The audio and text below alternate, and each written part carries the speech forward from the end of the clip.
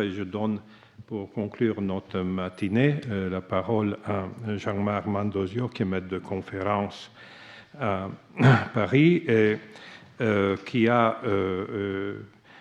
travaillé lui aussi autour de ces grands textes secrets. En effet, De Magia Naturali de Jacques Lefebvre d'Étaples dans le Muse secrète, encore les vies légendaires d'Apollonius de Titiane dans les légendes médiévales des philosophes, et encore les mathématiques vulgaires, des mathématiques vulgaires à la monade hiéroglyphique, voilà les emblèmes d'Euclide vus par John Dee.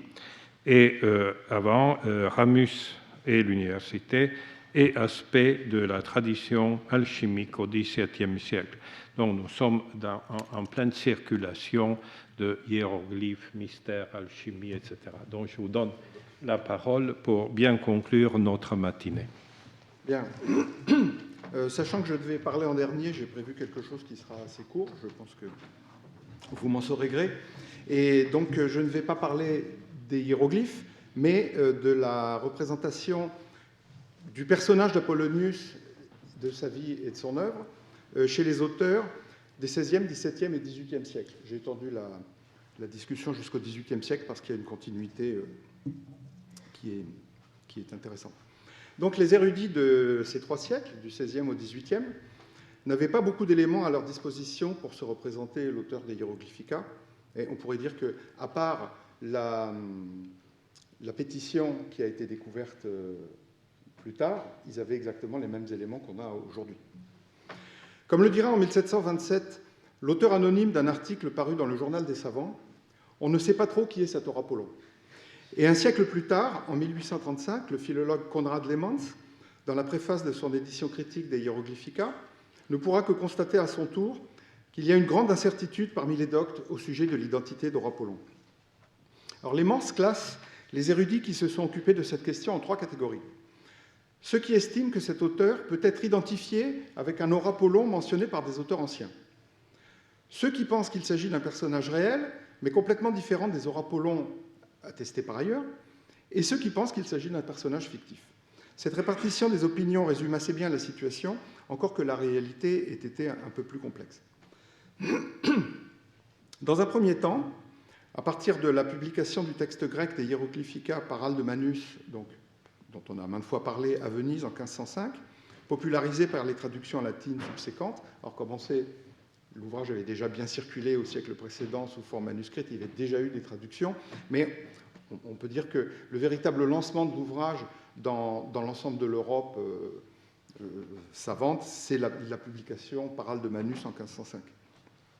Donc, dans un premier temps, l'idée dominante fut que l'auteur de l'ouvrage, qu'on appelait soit Aurapollon ou Horus Apollon, était un Égyptien du IVe ou du Ve siècle, mentionné dans la Souda, qu'on considérait à l'époque comme un dictionnaire écrit par Suidas. Bon. Donc quand je vais mentionner ce que disent les auteurs, je l'appellerai Suidas.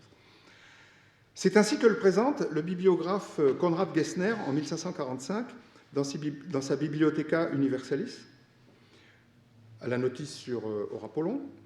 Suidas, dit-il, nomme cet auteur en deux endroits et il recense d'autres ouvrages écrits par lui. Gessner ne s'est pas rendu compte que, en fait, Suidas, la Souda, mentionnait deux Aurapollons différents, vraisemblablement, comme on le pense maintenant, le grand-père et le petit-fils. Il ne fait en tout cas aucun doute pour le bibliographe qu'Aurapollon était bien né sur les bords du Nil. Il mentionne l'appellation Nélos, en latin Niliacus. Et il ne fait pas non plus de doute pour lui que son ouvrage avait été traduit, donc comme l'indiquait le titre même de l'ouvrage, de la langue égyptienne, c'est-à-dire du copte, en grec. Alors, il faut préciser que Gessner était l'auteur d'un ouvrage sur les langues qui s'appelait Mithridate. Donc, quand il dit la langue égyptienne, il pense très certainement au copte. Donc, que l'ouvrage avait été traduit donc, de la langue égyptienne en grec par un certain Philippe, comme l'indiquait l'incipit de l'ouvrage. Il consacre aussi une notice, puisque son dictionnaire, sa bibliothèque, c'est un dictionnaire des auteurs alphabétiques. Il consacre aussi une notice à Philippe, mais à propos duquel il peut simplement dire voir ce que j'ai déjà dit à propos d'Horus Apollon, puisque forcément, il n'y avait rien d'autre à dire. Gessner ne doute pas non plus, et personne d'autre jusqu'à Champollion n'aura évidemment les moyens de prouver le contraire, qu'Horapollon décrit exactement l'écriture sacrée des Égyptiens, qui, dit-il, ne nommait pas les choses en utilisant les mots du vulgaire, mais par des images, pour ainsi dire, tirées de la nature. Et le caractère tardif de l'ouvrage n'incite ni Gessner ni ses contemporains à mettre en doute l'authenticité des interprétations fournies par Horapollon. D'autres savants du XVIe siècle, en revanche, vont scruter à la loupe les maigres informations disponibles sur Horapollon, en constatant que tout ce qui le concerne est incertain. La forme exacte de son nom est-elle Horapollon ou Horus Apollon? Peut-être était-ce un Égyptien appelé Horus, auquel son traducteur grec avait accolé l'équivalent grec Apollon. Que signifie exactement l'épithète Niliakos, donc en latin, accolée à son nom dans les manuscrits? Veut-elle simplement dire qu'il était originaire des bords du Nil, autrement dit égyptien, ou désigne-t-elle une localité précise? Si oui, laquelle? Je ne vais pas m'attarder ici, je ferai dans la version écrite, sur le détail de ces savantes querelles, pour me concentrer sur les questions liées à l'identification du personnage. Alors, les notices de la Souda, mentionnant Horapollon, ou des Horapollons, présentaient l'énorme avantage de permettre de rattacher l'auteur des Hieroglyphica, inconnu par ailleurs, à un contexte historique précis. Le problème était qu'elle décrivait deux Horapollons manifestement différents, et d'autre part, que la liste des ouvrages de l'Horapollon grammairien vivant sous l'empereur Théodose II, qui apparaissait comme le candidat le plus vraisemblable, ne comprenait malheureusement pas les Hieroglyphica. Alors je précise que pendant toute la période, on a considéré, contrairement à ce qu'on fait maintenant, que des deux Horapollons mentionnés dans la Souda, le plus vraisemblable était le grammairien, et non pas le petit-fils, le plus récent. Et la principale raison pour laquelle il paraissait plus vraisemblable que ce fût le grammairien, c'était que le second Horapollon était présenté dans la Souda comme un philosophe, et on jugeait généralement que cette appellation de philosophe était un signe, disons, d'hellénisme caractérisé qui était incompatible avec la rédaction d'un traité détaillé sur les hiéroglyphes. Donc ça contraste avec ce qui a été dit hier sur le fait qu'il y avait une certaine qualification des prêtres égyptiens comme une sorte d'équivalent de philosophe. Mais pour les érudits du XVIe siècle, un philosophe, c'est un grec, et quelqu'un qui écrit un ouvrage spécialisé sur les hiéroglyphes, c'est un égyptien. Bien. Donc le problème, c'était que le candidat le plus vraisemblable, donc l'Horapollon grammairien, la liste des ouvrages donnés par Suidas ne comportait rien sur les hiéroglyphes. La philologie ayant horreur du vide et des questions sans réponse, l'helléniste allemand David Höschel conjectura en 1595 que les Hieroglyphica devaient faire partie de l'un des ouvrages attribués par Suidas au grammairien Horapollon, le Théménikon ou Enceinte sacrée. Et donc, à ses yeux, un traité sur l'écriture sacrée des Égyptiens trouvait naturellement sa place dans un traité consacré à des questions sacrées. Le problème était qu'il s'agissait d'un écrit en langue grecque, ce qui était incompatible avec le récit standard de sa traduction en grec par Philippe. En conséquence, les érudits qui ont défendu la conjecture de Höschel, comme les philologues Vossius et Hideler, considéraient que la mention traduite de la langue égyptienne était une interpolation tardive destinée à donner un cachet d'authenticité au texte des Hieroglyphica, qui aurait été donc, dans cette hypothèse, directement écrit en grec dès le départ.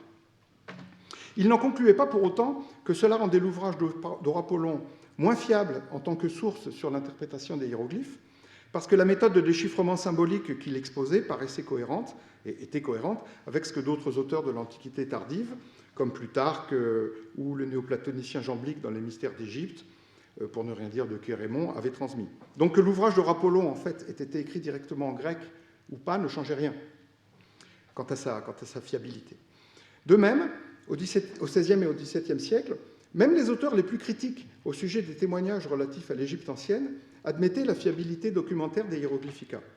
Ainsi, pour un des détracteurs, disons, les plus acharnés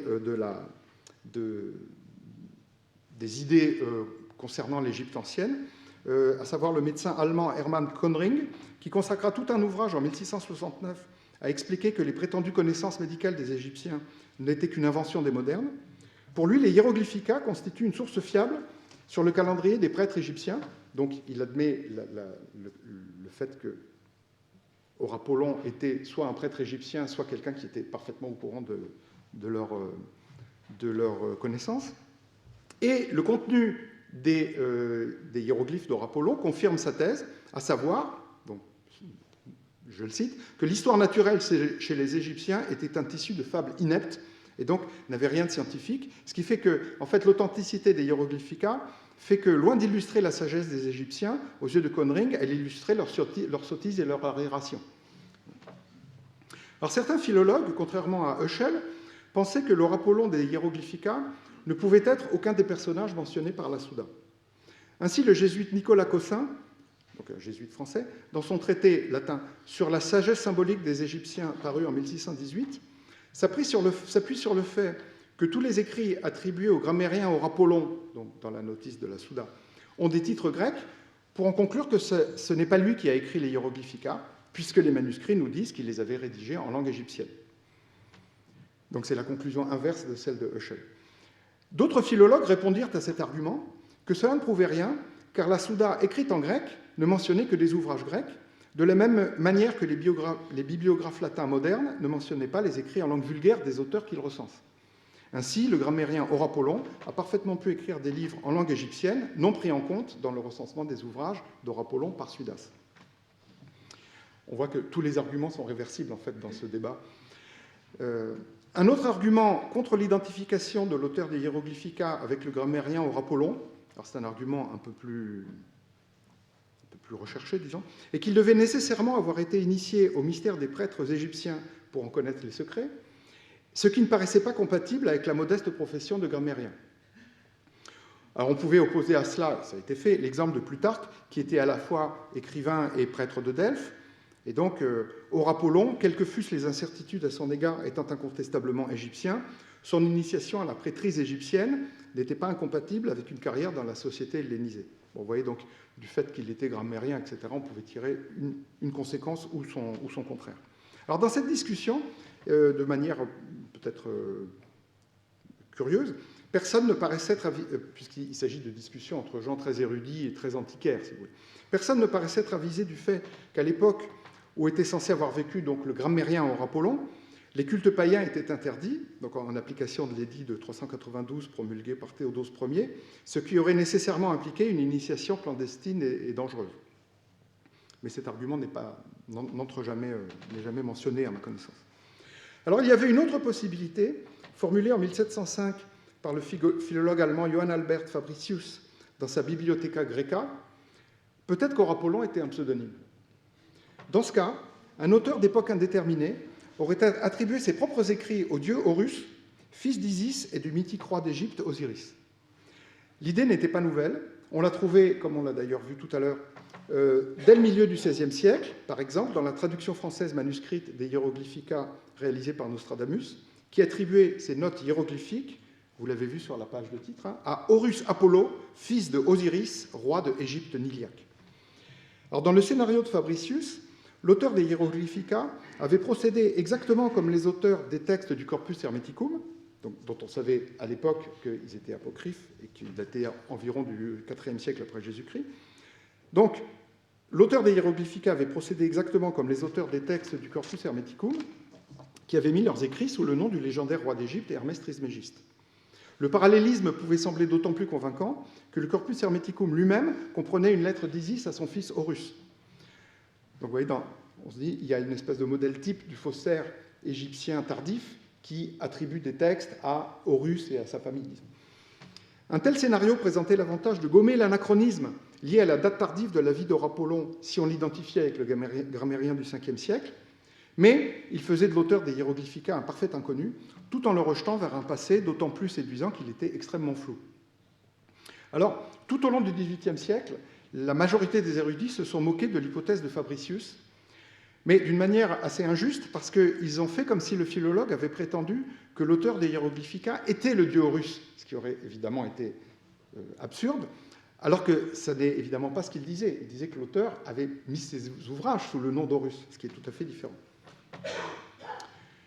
Alors, dans les différentes hypothèses que je viens d'énumérer, sauf bien sûr celle qui affirmait que les hiéroglyphica avaient été écrits directement en grec par Or-Apollon, on attribuait au traducteur-adaptateur Philippe un rôle important. en faisant l'introducteur des nombreux éléments d'origine incontestablement hellénique inclus dans le texte des Hieroglyphica, et qui n'avaient pas manqué de frapper les érudits dès le XVIe siècle, notamment les étymologies grecques à la base de certaines interprétations d'images prétendument égyptiennes.